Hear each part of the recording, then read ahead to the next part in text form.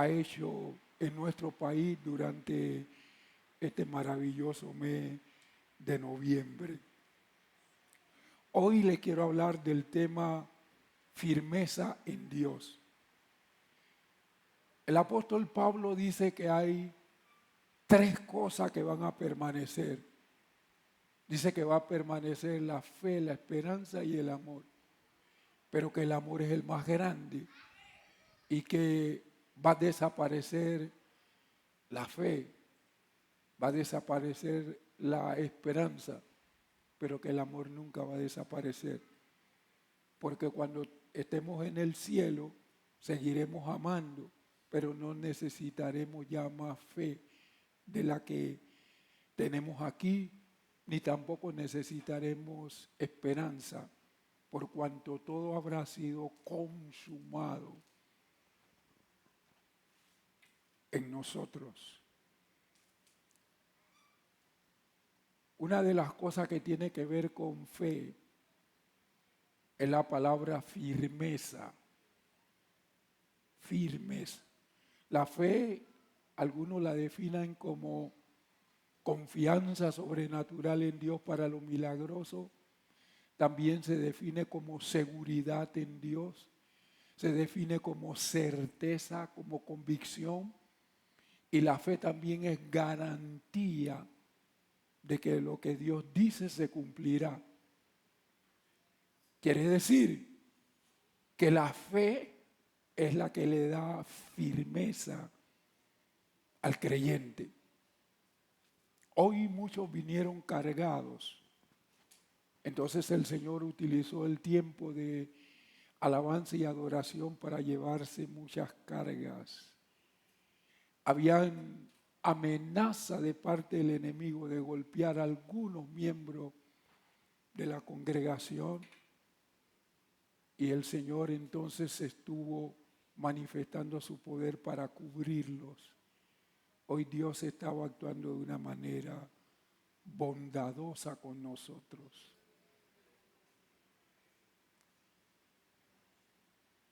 Quiero invitarle a abrir la palabra del Señor en el libro del profeta Jeremías, el capítulo número 17, y estaremos leyendo los versículos del 5 al 8.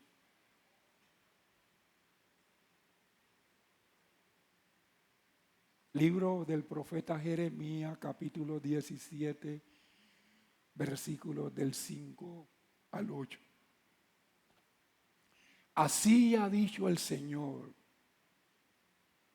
maldito el hombre que confía en el hombre, que se apoya en lo humano y cuyo corazón se aparta del Señor. Será como la retama en el Arabá. No verá cuando venga el bien, sino que morará en los pedregales del desierto, en tierra asalada e inhabitable.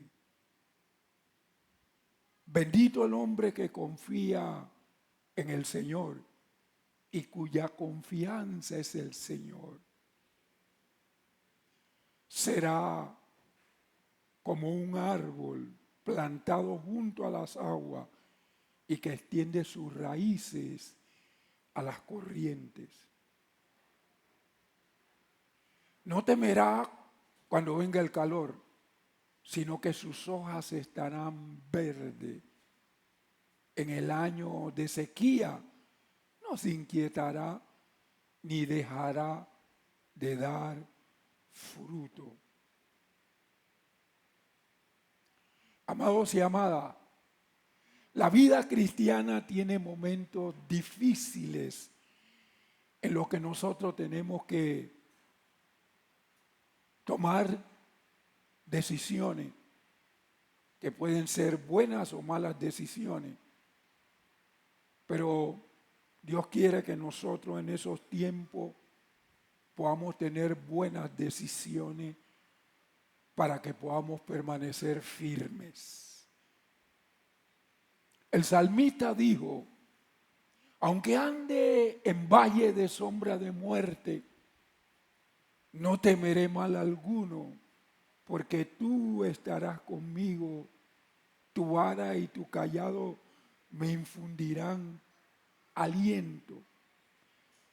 En el transcurrir de la vida cristiana, en nuestras vidas, habrán valles de sombra de muerte. Pero si tenemos la plena confianza y seguridad de que Dios está con nosotros, no temeremos mal alguno, porque la vara y el cayado de Dios nos infundirán aliento.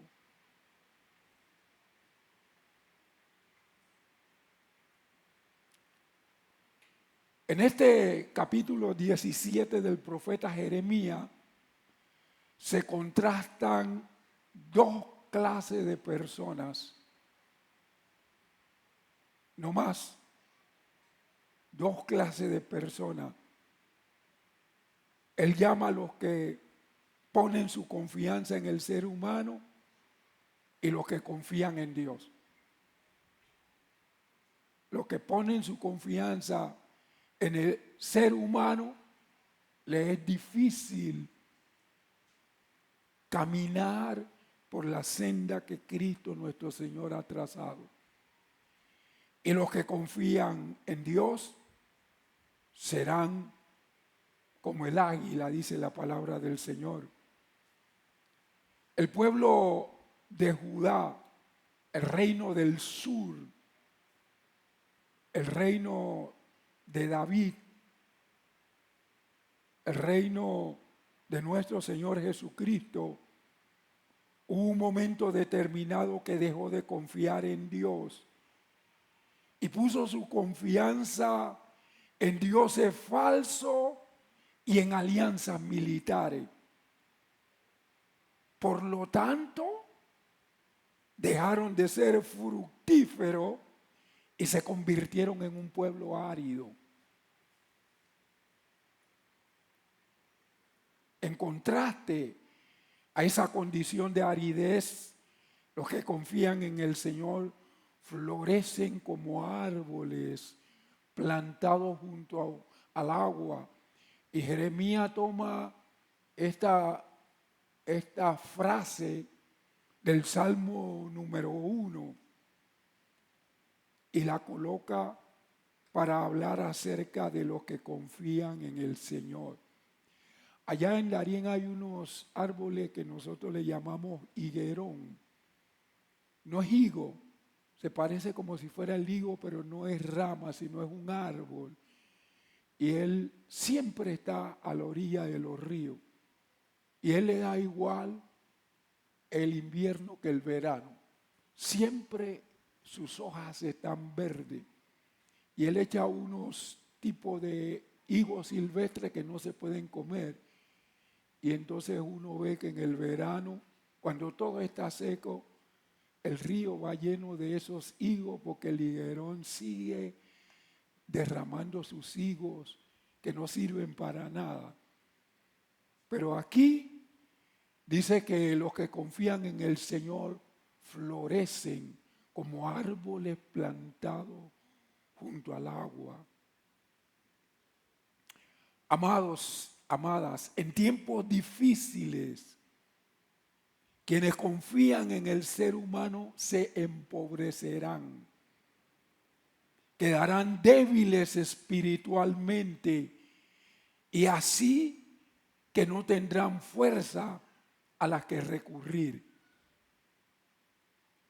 Sin embargo, quienes confían en el Señor tendrán abundante fortaleza, no solo para sus necesidades, sino para los demás. A veces nosotros nos congregamos los viernes o los domingos y la idea nuestra es que voy para la casa del Señor a buscar la presencia de Dios. Voy a recibir la bendición, pero esas formas nuestras están equivocadas.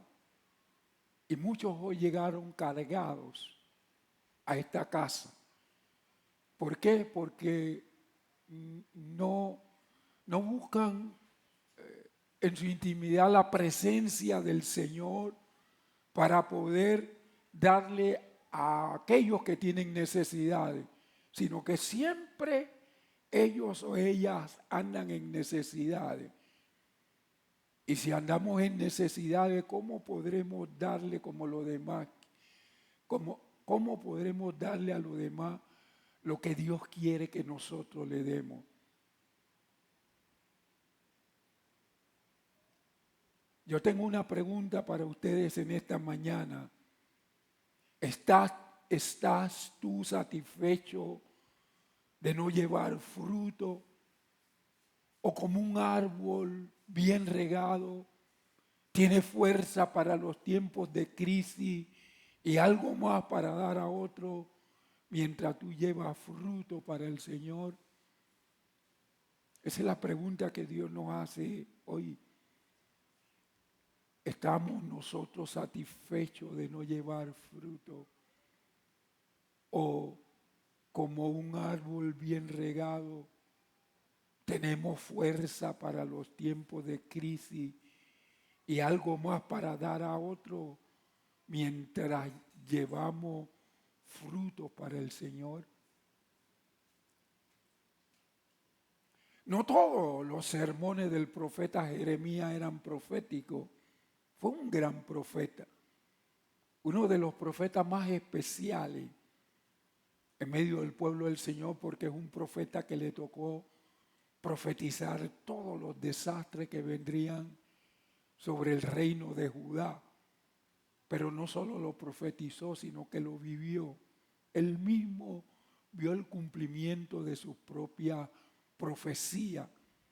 Y ese libro de él contiene algunas cuestiones que son interesantes relacionadas con lo profético, pero sus sermones no solo son proféticos, sino que algunos eran de carácter práctico.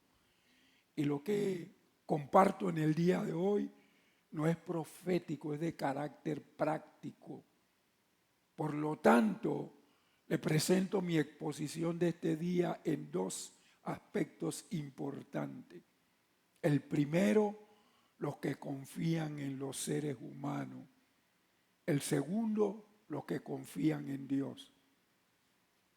Vamos a ver este primer punto, los que confían en los seres humanos. Dios considera en pecado aquellos que ponen su confianza en un ser humano. Cuando nos apoyamos en la fuerza y la sabiduría humana, esto es confiar en la fragilidad humana.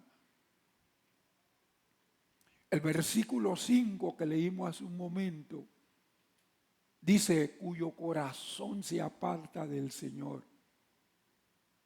Cuando nuestra confianza está puesta en la fragilidad humana, nuestro corazón se aparta del Señor. Sin quererlo, por la incredulidad hacia el Dios viviente, nuestro corazón se aleja de Él.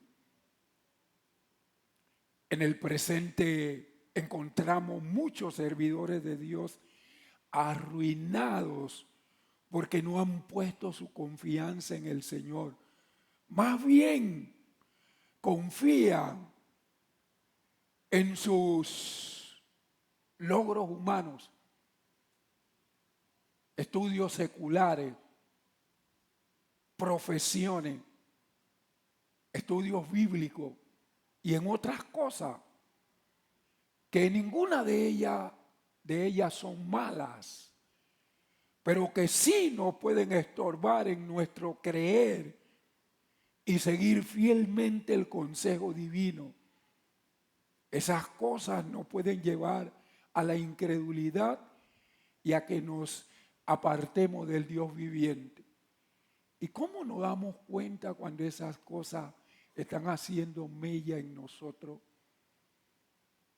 Cuando nosotros nos creemos más que los demás y creemos que sabemos más que los demás y de una manera indirecta o inconsciente menospreciamos el pueblo de Dios. Cuando usted comienza a menospreciar a alguien que pertenece al cuerpo de Cristo, escúcheme, usted está menospreciando a Jesús.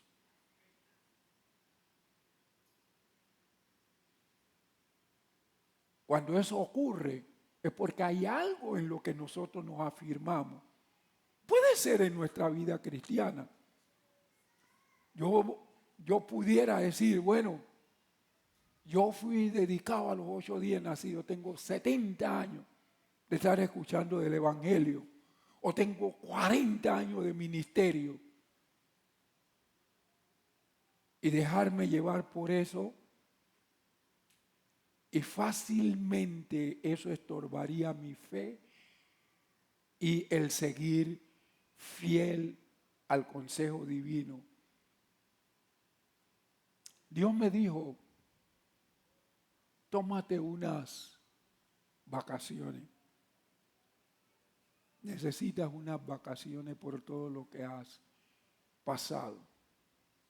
Y yo comencé a hablar con el Señor y le dije, pero nosotros tenemos programado un viaje a España. Entonces Dios trastornó todo ese viaje y nos fuimos entonces para España. Y yo le dije al Señor, si esto es así, los que van conmigo van también a descansar. No vamos a hacer absolutamente nada allá. Hay quienes han criticado eso. Aunque Dios dio la orden y me habló claramente a mí, hay quienes han criticado eso.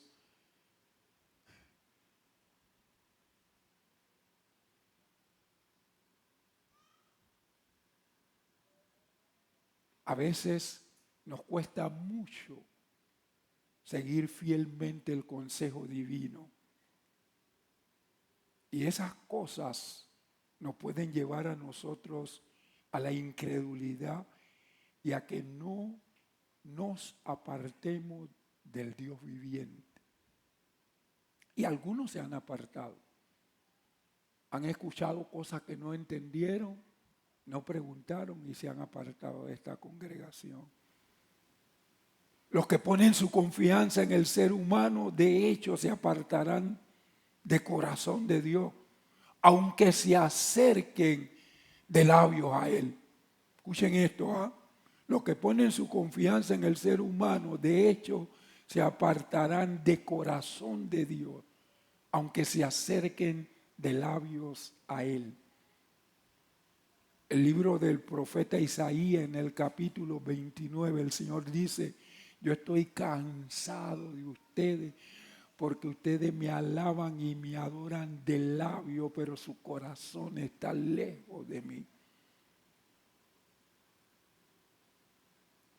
Eso es como renunciar a la fuente de agua y adherirse a una cisterna. Miren lo que dice el profeta Jeremías en el capítulo 2 y versículo 13. Y después, anótelo por ahí, después lo subraya, porque es interesante, ¿no? Esto que él habla sobre dejar la fuente de agua viva para adherirse a la cisterna. Tenemos en la Biblia un ejemplo clásico de cómo podemos dejar de confiar en Dios y empezar a confiar en los seres humanos. Quiero presentarle un gran ejemplo. El ejemplo de Roboam. El rey Roboam fue el que sucedió a Salomón, era el hijo de Salomón, el que le sucedió en el trono. Por dejar de confiar en el Señor y los asesores que le dejó el rey David, porque el rey David le dejó a Roboam asesores, hizo que el reino del sur, el reino en Israel se dividiera. No había reino del sur y reino del norte. Era un solo reino. Pero como Roboam dejó de confiar en Dios, el reino se dividió en dos. Y ahora fue el reino del norte y el reino del sur. Fíjense en esto. Voy a leerle 17 versículos, pero quiero que extraigamos lo que sucedió con este rey. Entonces, Primera de Reyes capítulo 12. Primera de Reyes capítulo 12, versículos del 1 al 17.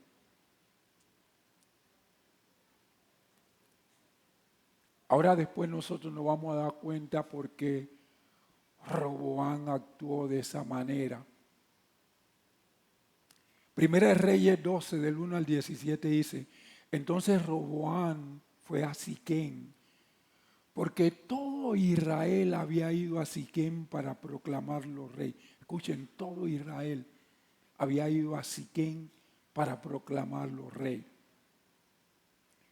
Y sucedió que cuando lo oyó Jeroboam, hijo de Nabat, que aún estaba en Egipto, esto es entre paréntesis, esto lo pongo yo.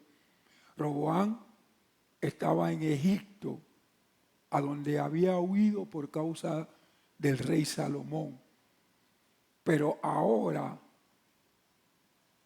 él escucha que va a haber un nuevo rey y que ya no va a gobernar David, no va a gobernar Salomón, sino que va a gobernar el hijo de Salomón. Entonces Roboam volvió de Egipto. Era una figura que en tiempo de Salomón se había ido, porque era una figura revolucionaria, Jeroboam. Entonces mandaron a llamarlo y Jeroboam vino con toda la congregación de Israel y hablaron a Roboam diciendo: tu padre agravó nuestro yugo, hablando acerca de Salomón, pero ahora alivia tú el duro trabajo y el pesado yugo que tu padre puso sobre nosotros y te serviremos. Él dijo: váyanse y vuelvan a mí dentro de 3 días. Y el pueblo se fue. Entonces el rey Roboam consultó a los ancianos que habían servido a su padre Salomón, los ancianos que le dejó Salomón cuando aún vivía, y preguntó: ¿cómo aconsejan ustedes que yo responda a este pueblo? Y ellos le respondieron diciendo: si te constituyes hoy en servidor de este pueblo y les sirve, y al responderle le habla buenas palabras, este es el consejo de los ancianos, ellos serán tu siervo para siempre. Ese es el consejo que le dieron los servidores de David, los asesores de David. Ahora mire qué pasa, versículo 8. Pero él dejó de lado el consejo que le habían dado los ancianos y consultó a los jóvenes que se habían criado con él, la familiaridad, el amiguismo, y que estaban a su servicio. Les preguntó: ¿qué aconsejan ustedes que respondamos a este pueblo que me ha hablado diciendo: alivia el yugo que tu padre puso sobre nosotros? Entonces los jóvenes que se habían criado con él le respondieron diciendo: así contestarás a este pueblo que ha hablado contigo diciendo: tu padre hizo pesado nuestro yugo, pero tú hazlo más liviano sobre nosotros. Así le hablarás. Y vamos a ver el consejo de los jóvenes. Mi dedo meñique es más grueso que los lomos de mi padre. Ahora bien, mi padre cargó sobre ustedes un pesado yugo, pero yo añadiré a su yugo. Mi padre los castigó con látigo, pero yo los castigaré con escorpiones. Al tercer día vino Jeroboam con todo el pueblo a Roboam, como el rey había hablado diciendo, vuelvan a mí al tercer día. Verso 13, entonces el rey respondió al pueblo con dureza y dejó de lado el consejo que le habían dado los ancianos. Les habló siguiendo el consejo de los jóvenes diciendo, mi padre hizo pesado su yugo, pero yo añadiré a su yugo. Mi padre los castigó con látigo, pero yo los castigaré con escorpiones. El rey no hizo caso del pueblo, porque esto estaba dispuesto de parte del Señor.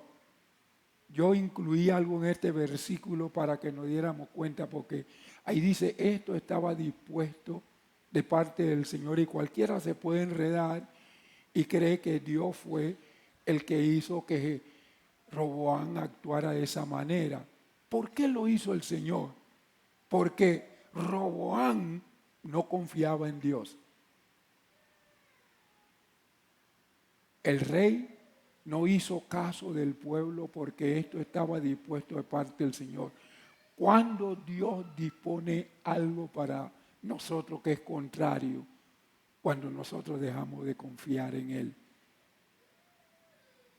Así que el rey no hizo caso del pueblo porque esto estaba dispuesto de parte del Señor para que se cumpliera, ya vio una palabra, para que se cumpliera la palabra que había hablado a Jeroboam, hijo de Nabat, por medio de Ahía de Silo.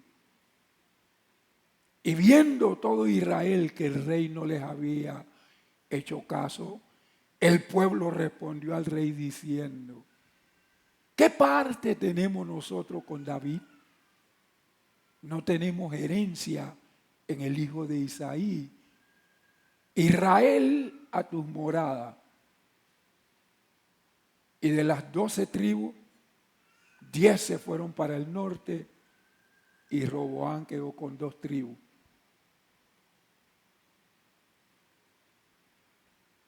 Y le dice el pueblo, mira ahora por tu propia casa, oh David. Y hasta mencionaron el nombre de David. Entonces Israel se fue a sus moradas. Versículo 17, pero Roboam reinó sobre los hijos de Israel que habitaban en las ciudades de Judá. O sea, gobernó sobre el reino del sur, sobre Judá y sobre los israelitas que no eran de Judá, pero que vivían en el reino de Judá. Se dividió el pueblo de Dios por la falta de confianza de Roboam en Dios. ¿Qué produjo? Ahora, lo importante aquí es ver esto. ¿Qué produjo esta insensatez del rey Roboam? Ahora van a notar una diferencia entre David y Salomón. Entre los dos, ¿cuál era más sabio? Quizás algunos piensan que Salomón era más sabio que David, y no es cierto. Demuéstremelo, hermano Leslie. Pues David tenía tanta sabiduría que David llegó a ser un administrador, un planificador, un arquitecto, un profeta, un salmista, un poeta, un guerrero. Salomón no llegó a hacer todo eso.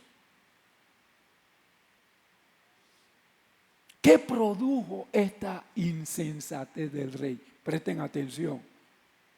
Salomón, a pesar de ser un rey tan sabio, oigan esto, no sacó el tiempo suficiente para instruir a su hijo que reinaría, como lo hizo su padre David con él.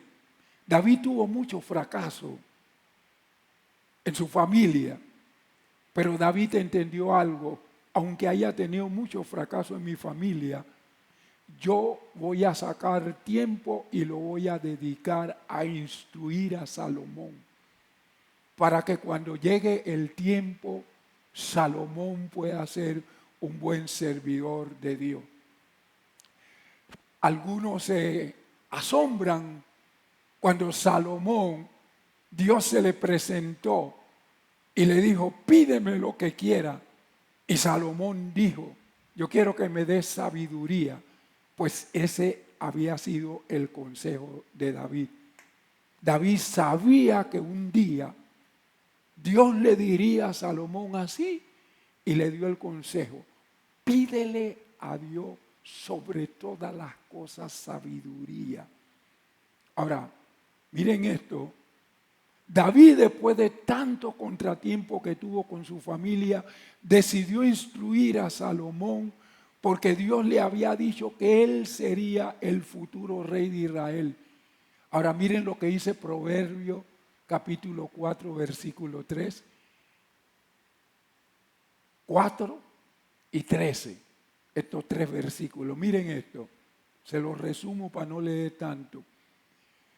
Este es Salomón hablando cuando Dios lo instituyó como rey. Porque yo también fui hijo de mi padre, delicado y único delante de mi madre. Y él me enseñaba y me decía, retenga tu corazón mis razones, guarda mis mandamientos y vivirás.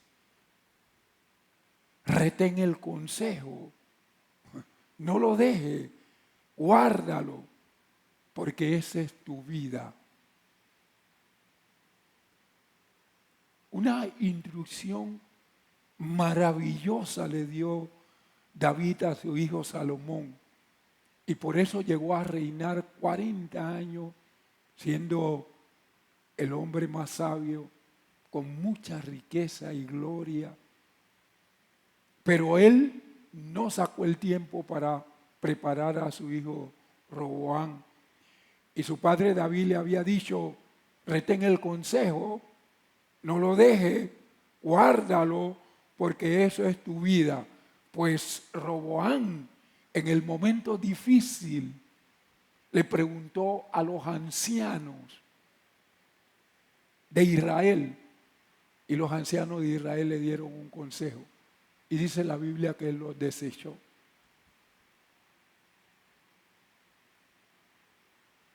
Y eso fue lo que causó que se dividiera Israel en dos reinos. Por el pecado de no confiar en Dios, el ser humano se engaña a sí mismo. Porque miren lo que dice el versículo 6 de la porción de Jeremías. Será como la retama en el desierto. La pregunta es, ¿qué es la retama? ¿Qué es la retama? Un triste arbusto, producto de un suelo estéril. A mí me tocó viajar de Tulancingo a la ciudad, al DF, a la Ciudad de México, y en el camino hay mucho desierto, y pasamos por desierto, y tú veías unos arbolitos allí, esos son los que son arbustos, unos arbolitos todos raquíticos. Entonces, la retama es un triste arbusto, producto de un suelo estéril, o sea, se produce en los lugares áridos, en los lugares desiertos. Y por esta causa, la retama no tiene savia. Los árboles tienen savia, es como así como nosotros tenemos sangre para vivir. Los árboles tienen lo que se llama la savia para vivir.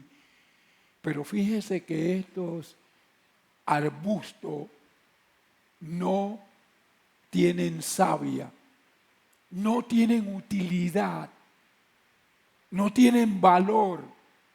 O sea, en otras palabras, no sirven para nada.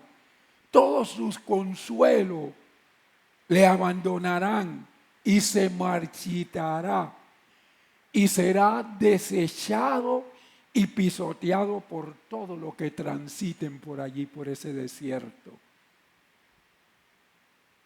La única vez que un arbusto de esto ha servido para algo fue cuando el pueblo de Israel llegó a Mara. Cuando el pueblo de Israel llegó a Mara, el Señor le dijo a Moisés: toma uno de esos palos y tíralo en el agua. Y esa es la única vez que una retama ha tenido utilidad. Así será el ser humano que no confía en Dios. Vive en su suelo estéril. No tiene savia, no tiene utilidad, no tiene valor. Como dice el versículo 6 de 17 de Jeremías, no verá cuando viene el bien. ¿Por qué no verá cuando viene el bien? Pues no tendrá parte en él. Aún en tiempo de lluvia no le llegará humedad. ¿Por qué? Dice la palabra del Señor en ese mismo versículo 6, morará en los sequedales del desierto, en tierra salitrosa y deshabitada, donde sus raíces no se benefician del agua, aunque haya agua. Aquellos que confían en sí mismos o en otros hombres, en cuanto a lo que tiene que ver con la salvación espiritual, es imposible que prosperen, porque no producirán fruto de servicio aceptable a Dios, ni cosecharán fruto de bendición saludable venidos de Dios. Y quiero ir al segundo punto. Es descriptivo lo que le pasó a Roboam por no confiar en Dios. Nosotros en todo momento debemos confiar en Dios. Yo he pasado por momentos difíciles. Yo le digo al Señor, bueno, el momento más difícil de todo lo que he pasado en mi vida ha sido en el año de la autenticidad divina.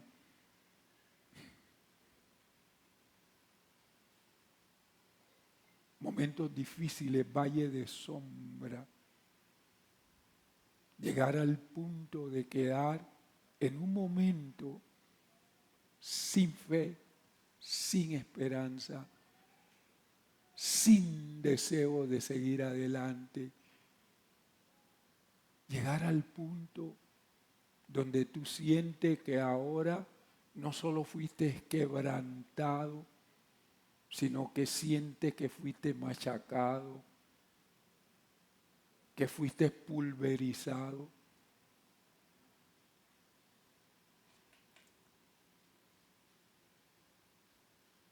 Pero Dios me mandó y me dijo, no vas a predicar, pero me encontré con un profeta en España y ese profeta hizo con los 4 hijos que había perdido, hizo una situación gráfica de lo que me había ocurrido.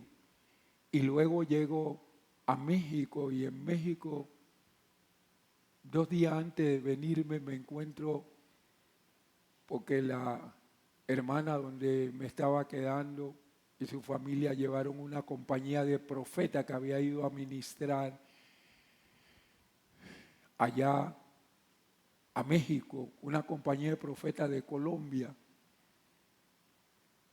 Y uno de los profetas estuvo orando por mí, él le dijo muchas cosas al Señor sobre mí, pero el profeta mayor me agarró por las manos y él comenzó a decirme muchas cosas.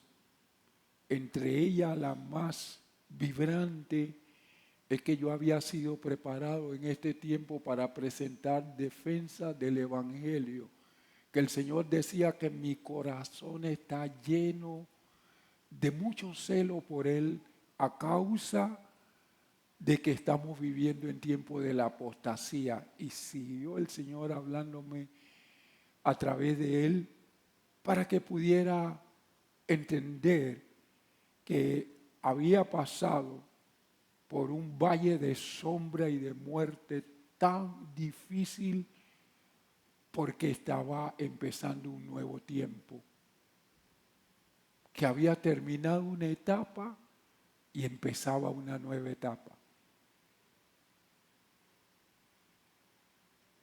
Dios me dijo todo eso. Y sé que ahora te encuentras desanimado, como aplastado, estás como postrado en el desierto. Pero levántate porque tengo un largo camino para ti. Fue lo que me dijo el Señor. Y entonces se me despejó la mente, reposé, descansé y Dios me renovó. Vine, me fui para Boca del Toro. Cuando regresé a Boca del Toro tenía que venir aquí. Y antes de que llegara aquí a este templo, entonces el Señor me da una experiencia sobrenatural de visión, transportación, todo eso que ya les conté. Pero ¿saben qué? Alguien comenzó a ver eso, que es un profeta, lo comenzó a ver, y el Señor agarró a ese profeta y de donde está, lo trajo a Panamá y caminó por él por Barraza.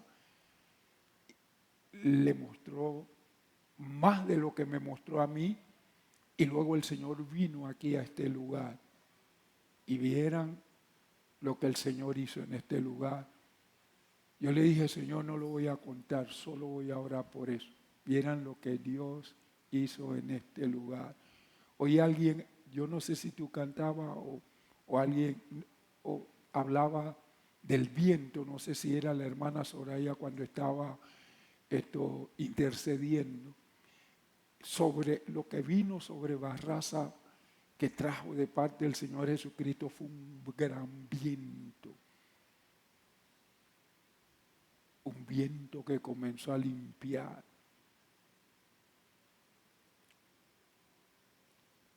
Y he empezado una nueva etapa con un mayor discernimiento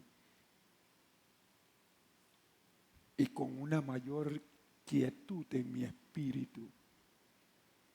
Voy al segundo punto, los que confían en Dios, y esto son 3 puntos, pero son 2 puntos cortitos, porque quiero demostrarle algo.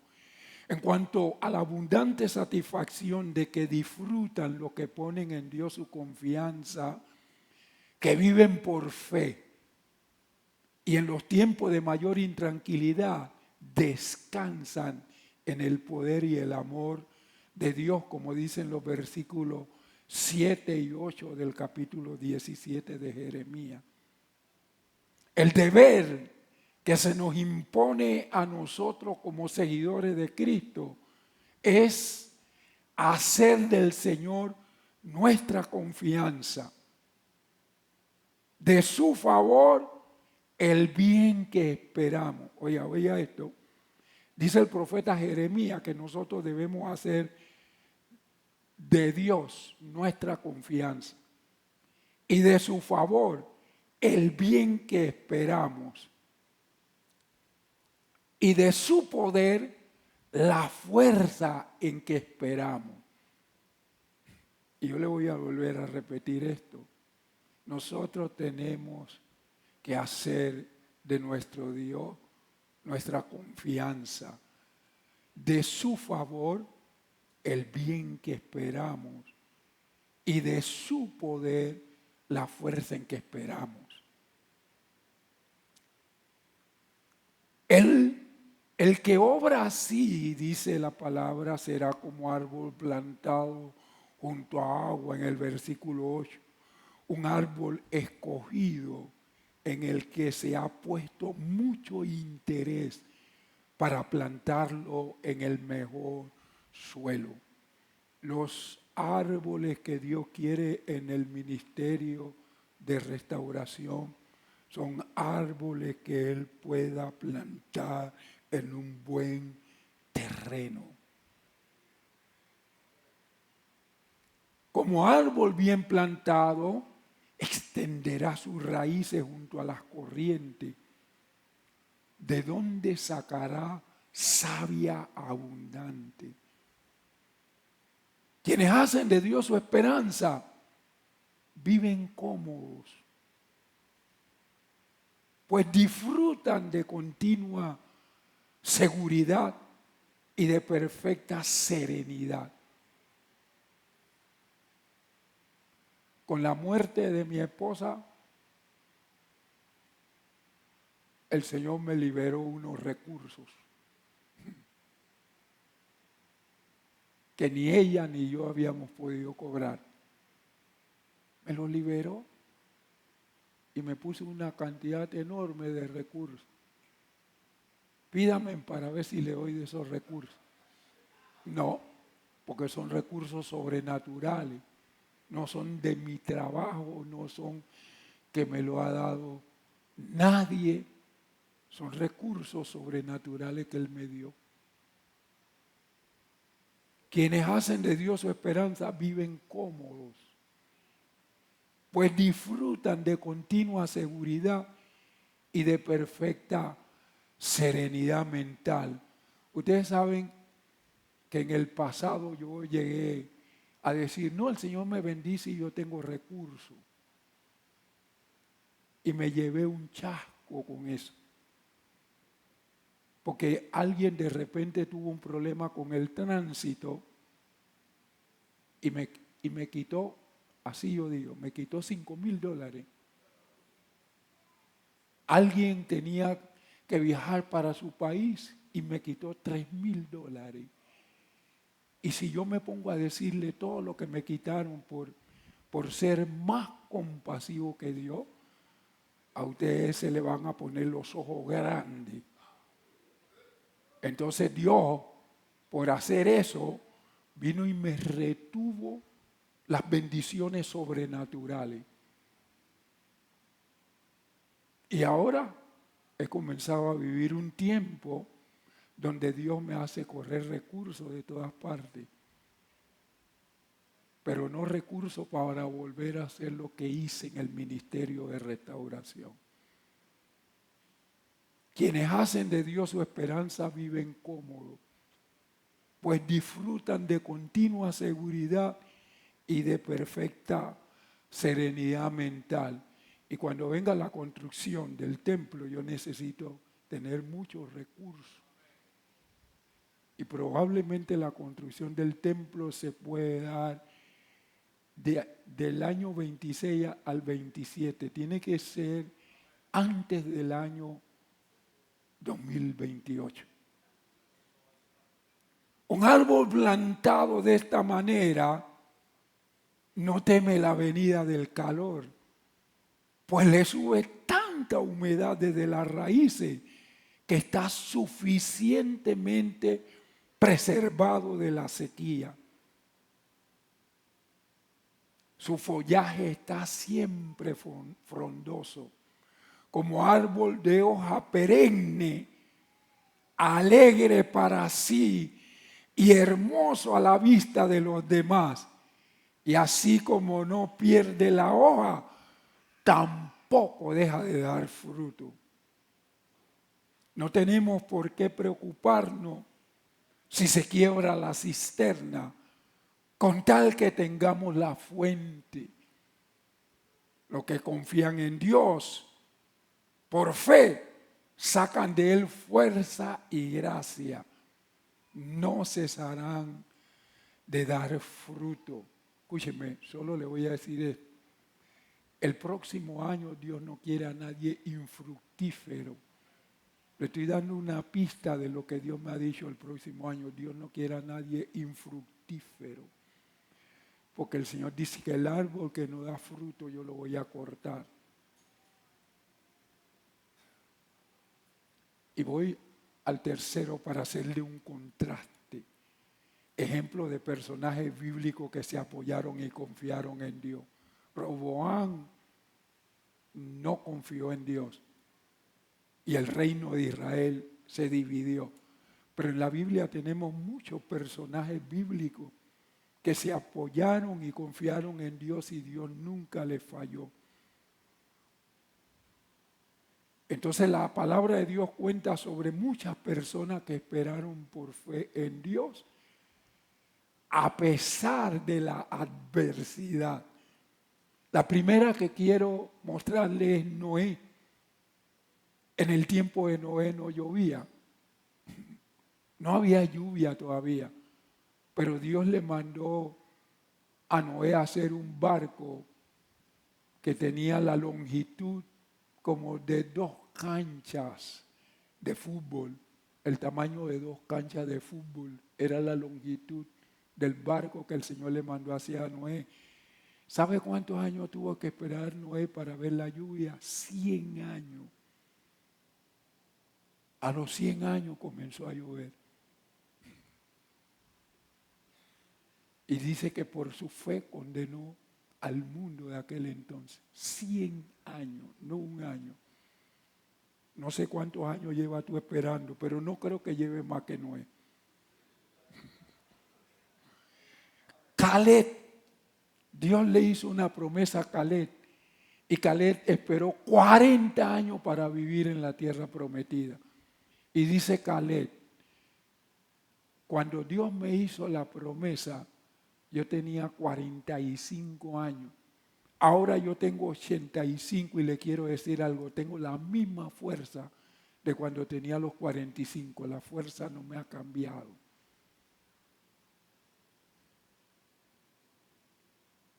Rebeca salió de su tierra, se casó con Isaac.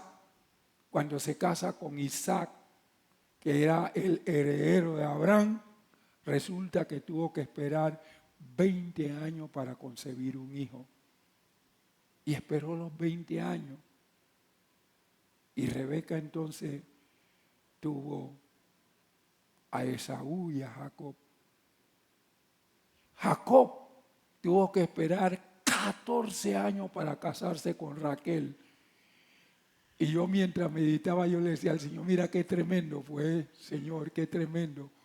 Porque Jacob tuvo 4 mujeres, pero de las 4 mujeres la que él amaba era Raquel. Y Raquel, en el camino de vuelta para la tierra prometida, dio a luz a Benjamín y se murió. Entonces Jacob se quedó sin Raquel. ¿Qué les parece? Trabajó 14 años por ella y se murió en el camino. ¿Qué les parece? Tremendas las cosas de Dios, ¿no? Simeón, ¿saben quién es Simeón? El intercesor. Esperó, la Biblia no dice cuánto tiempo, nada más que se jubiló y que era ya bien anciano. Y los sacerdotes se jubilaban a los 50 años. Y ya Simeón era muy anciano. Esperó un largo tiempo para ver al bebé Jesús. Pero un día al bebé Jesús lo llevaron a los 8 días de nacido al templo. Y el Espíritu le dijo, ve al templo. Confiar en el Señor significa una gran dosis de una palabrita de paciencia. A veces estamos a punto de recibir las promesas que Dios nos ha hecho. ¿Y sabe qué pasa? No creemos, no confiamos y se retarda la promesa de Dios. No es que deja de cumplirse, se retarda. ¿Y cuántas promesas hay retardadas en el ministerio de restauración? Confiar en el Señor significa una gran dosis de paciencia. La paciencia de estos personajes bíblicos fue recompensada. Yo quiero decirte en esta mañana que Dios recompensará la fe y la paciencia de cada uno de nosotros si nos apoyamos y confiamos en Él.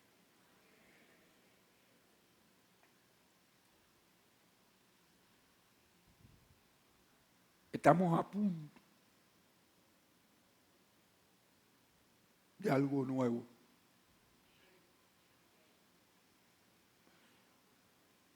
A mí me gusta mucho las palabras proféticas que Dios nos ha dado a nosotros, años de alumbramiento, sincronización, todas esas promesas, años de la sobrenaturalidad divina más allá de los límites, años de la benevolencia de Dios, años de la veracidad divina, año de la unidad del Espíritu, año de la autenticidad divina. Y el próximo año es un año para el ministerio de restauración y rapitre. De eso va a ser el lema. Yo quiero que usted se coloque sobre sus pies.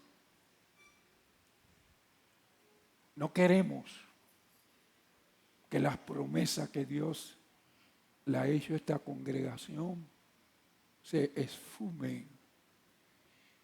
Quiero decirle que confíen. ¿Sabe por qué? Porque viene una ola de milagro y de sanidad grande.